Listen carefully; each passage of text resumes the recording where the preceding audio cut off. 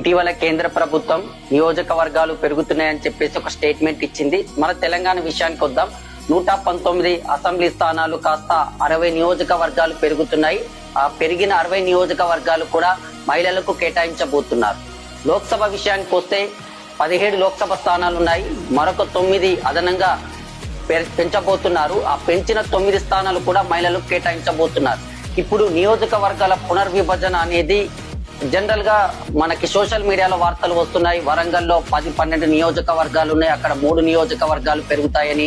ఖమ్మంలో 10 నియోజకవర్గాలు ఉన్నాయి, అక్కడ కూడా 2-3 పెరుగుతాయని చెప్పేసి వార్తలు వస్తున్నాయి. వాస్తవంగా మనం ఆలోచిస్తే కేంద్రంలో ఉన్నటువంటి బీజేపీ నియోజకవర్గాల పునర్విభజన అనేది బీజేపీ చేతిలో ఉంటుంది. ఏ రాజకీయ పార్టీ అయినా తనకు బెనిఫిట్ వచ్చే విధంగా నియోజకవర్గాల పునర్విభజన చేస్తుంది తప్ప ప్రత్యర్థి పార్టీ కూడా బెనిఫిట్ వచ్చే విధంగా ఏ పార్టీ కూడా చేయదు.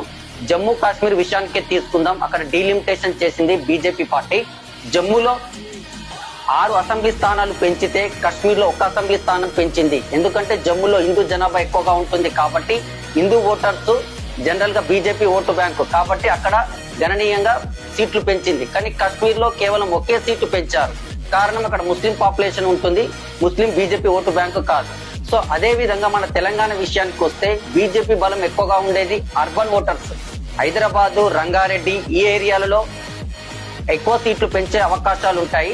అదే విధంగా కరీంనగర్ కావచ్చు, నిజామాబాద్, ఆదిలాబాద్ ఈ ఏరియాలలో బీజేపీ ఎంపీ సీట్లు గెలిచింది.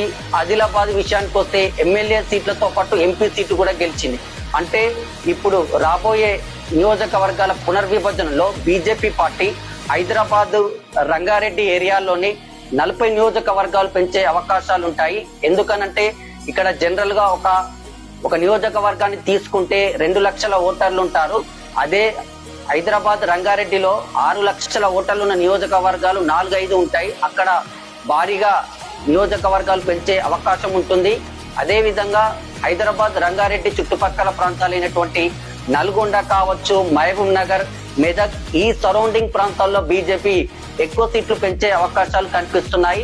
అదే విధంగా బీజేపీ ఇప్పుడు ఎంఐఎం విషయానికి వద్దాం. ఎంఐఎం కొన్ని ఏరియాల్లో హైదరాబాద్ లో రాజేంద్ర నగర్ లో 1,00,000 ఓటర్స్ ఉన్నారు, జూబ్లీ హిల్స్ లో కూడా 1,00,000 ఓటర్స్ ఉన్నారు.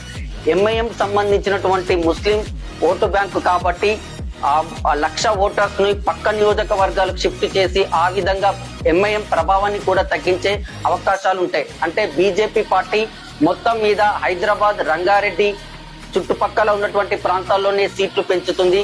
ఒకవేళ పెంచే అవకాశం ఉంటే కరీంనగర్, నిజామాబాద్, ఆదిలాబాద్ లో పెంచుతుంది తప్ప